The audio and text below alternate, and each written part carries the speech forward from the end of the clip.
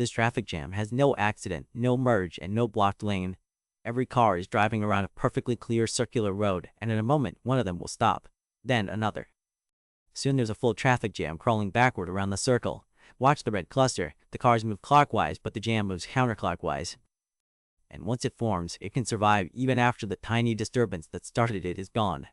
So what, exactly, is traveling backward? It isn't the cars. It isn't an obstacle. Nothing on the road is moving that way. Let's rewind. Here, one driver slows down just slightly, maybe to glance at the speedometer. The driver behind notices late, brakes a little harder, and leaves the next driver even less time. That correction grows as it passes from car to car, until somebody has to stop. That sounds plausible, but it's not enough. On a nearly empty road, the same little brake tap disappears immediately. On a crowded road, it becomes a self-sustaining wave. So there must be a threshold, some amount of traffic where smooth motion stops repairing small mistakes and starts amplifying them. That's the part I want. Not merely that drivers have reaction times. Why does a delay turn into a wave? Why does the wave travel backward? And why can adding just one more car change the entire road? The boundary moves backward because cars enter the jam at the back and leave it at the front. Take this stopped red block. A new car arrives from the left, brakes, and joins its rear edge. So that edge jumps left by roughly one car length plus one gap. Meanwhile, the first stopped car at the front accelerates away to the right. The jam hasn't pushed any car backward. It has replaced a departing car on one end with an arriving car on the other. The pattern moves, like a stadium wave traveling through people who only stand up and sit down. We can actually calculate its speed. Suppose cars inside the jam occupy about 7.5 meters each, counting the gap, and one new car stops every 2 seconds. The rear boundary moves 7.5 meters backward in 2 seconds, minus 3.75 meters per second, or about 13.5 kilometers per hour backward. That's remarkably close to the backward speed often seen for real stop-and-go waves. Notice what isn't in that calculation, the cruising speed. Cars might approach at 60 or 90 kilometers per hour, but the wave speed is controlled mainly by how tightly cars pack and how frequently they join or leave. Better still, draw every car's position against time. Moving cars make slanted lines. Stopped cars make nearly horizontal lines. The jam is the diagonal band where all those lines flatten, and that band tilts backward through the traffic. There it is. The thing traveling backward isn't matter. It's a change of state, from moving to stopped. But why does this band sometimes dissolve and sometimes keep circling for an hour? For that, we need the road's rather unforgiving relationship between density and flow. A road can carry more cars per minute when cars are closer together, but only up to a point. Start nearly empty. 10 cars pass our marker each minute. Add cars, and the road carries 20, then 30, because the vehicles are still moving quickly, and there are simply more of them. On a graph, traffic flow rises with density. This is the useful half of the curve. Keep adding cars, though, and drivers must slow to preserve any gap at all. Eventually, density keeps rising while flow falls. At the extreme, every meter is occupied, and nobody passes the marker. Maximum density, zero flow. A road therefore has a capacity, the peak of that curve. Smooth traffic near the peak is precarious, because two possible states can carry similar flows, a fast, widely spaced state, and a slow, tightly packed one. A small brake pulse locally increases density. If the road is comfortably below capacity, that dense patch releases cars faster than new ones arrive, and it evaporates. Near capacity, arrivals can match or exceed departures. The patch can't drain. Worse, the lower speed packs the following cars more tightly, which lowers their speed, which packs them tighter again. That's the loop. This is the precise expectation that breaks. We treat road capacity as a fixed number of cars, like seats in a theater, where capacity depends on the traffic remaining smooth. Once flow collapses, the same road can discharge fewer cars than it carried seconds earlier. Traffic engineers call that a capacity drop. A jam can create the reduced capacity that allows the jam to survive. Slightly ridiculous, really. The road hasn't physically lost anything. Its moving arrangement has, so can perfectly identical drivers avoid this, or is instability built into following at high density? Identical drivers can avoid it in an ideal model, but real humans don't stay identical for long. In a famous ring road experiment, 22 drivers were told to circle at 30 kilometers per hour and keep a safe distance.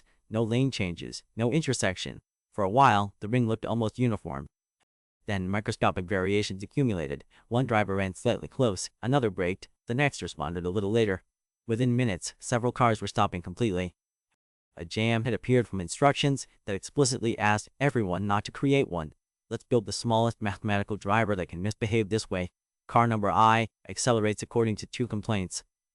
First, am I below my preferred speed? Second, am I too close to the car head?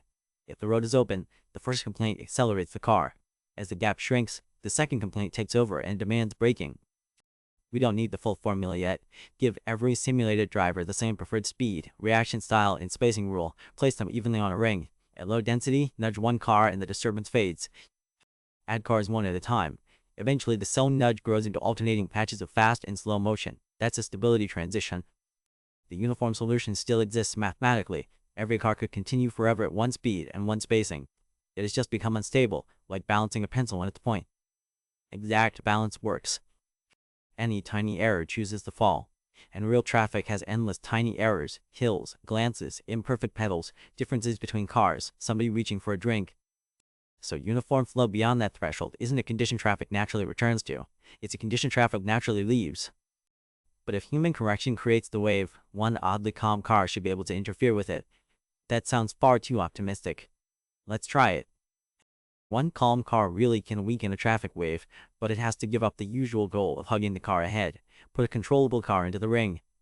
If it drives like everyone else, accelerating into every opening and braking when the opening vanishes, nothing changes. Instead, ask it to watch the traffic farther ahead and absorb the fluctuation. When its gap opens, it doesn't rush to fill it. It accelerates gently, leaving a buffer. When the jam reaches it, that buffer lets the car slow gradually instead of slamming on the brakes. The car behind receives a smaller disturbance, then the next car receives a smaller one. After several laps, the red stop and go pulse can flatten into nearly uniform motion. This feels as if the calm car is wasting road. Look at that enormous empty gap. My first instinct is to close it too. But the gap is doing a job. It's storing the positional error that would otherwise become a speed error. Instead of 20 cars repeatedly switching between 0 and 40 kilometers per hour, one car allows its spacing to vary while everyone keeps moving. Average speed can rise, even though that one driver sometimes travels more slowly than the car ahead. The important caveat is scale. One controlled vehicle won't erase every real motorway jam. Ramps add cars, lanes interact, and genuine bottlenecks remain genuine bottlenecks. But experiments with a small fraction of controlled cars have shown that smoothing is possible. Humans can attempt the same trick, leave a generous gap, avoid racing into it, and brake early. Of course, another driver may move into the space. Traffic has a sense of humor about clean laboratory strategies. Still, this exposes something deeper. The jam isn't just too many cars. It's too many corrections arriving in the wrong shape. And that changes what adding a lane can accomplish. Adding a lane can raise the road's capacity, but it can't repeal this instability. More space may delay the threshold. Then demand grows, traffic approaches the new capacity, and small disturbances can amplify again. The road can be wider and still produce a jam with no single cause worth circling on a map. That matters because we instinctively search for a culprit at the front, a crash, construction, one spectacularly bad driver. Then we reach the place where traffic clears and find nothing. Of course we find nothing. The source isn't sitting at the front. Each car leaving the jam removes one piece of it while another car joining at the back recreates it. The wave is the repeated act of braking passed through delayed feedback. Let's return to the first ring. Now, with the mechanism exposed, one driver loses 2 meters of gap. The next driver corrects harder. Above the stability threshold, the error grows.